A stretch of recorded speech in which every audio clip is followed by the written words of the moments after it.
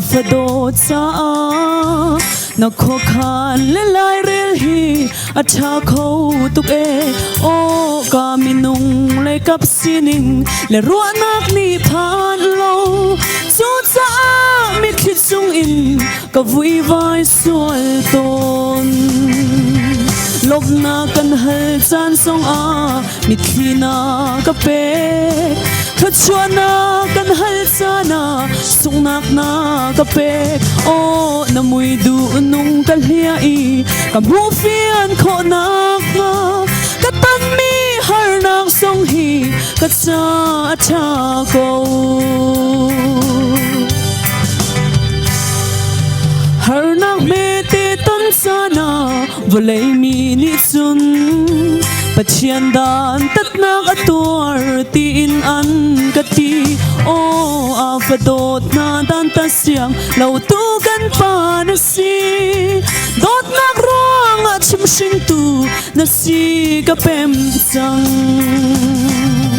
lop na kan hal chan song a mi thina ka pek thot chuana kan hal chana sung nak na ka pek o na mui du nung ka hlia i ka mu fian kho nak nga ka tan mi har nak song hi ka cha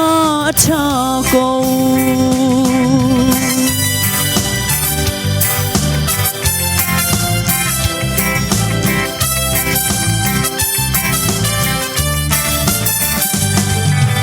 sa cop lung san ting sung a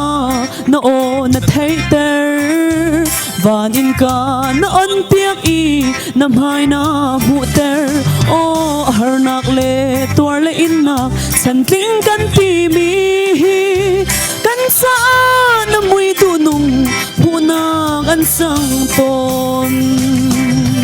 lop na kan hal chan song a mi thina ka pek thot chuana kan hal chana sung nak na ka pek o na mui du nung ka hlia i ka mu fian kho nak nga ka tan mi har nak song hi ka cha tha ko minung lei in du thin na tlang ka kai sana por hot in ka ding kha na ka sian lo cha o achana rol cham ti hal hor thuk na ka phak ter nang ma he chun sai song hi amen ka pe ko lop na kan hal chan song a mi thina ka pek thot chuana kan hal chana sung nak na ka pek o na mui du nung ka hlia i ka mu fian kho nak nga ka tan mi har nak song hi ka cha tha ko lop na kan hal chan song a mi thina ka pek thot chuana kan hal chana sung nak na ka pek o na mui du nung ka hlia i ka mu fian kho nak nga ka tan mi har nak song hi ka cha tha ko ka tan mi har nak song hi ka cha tha ko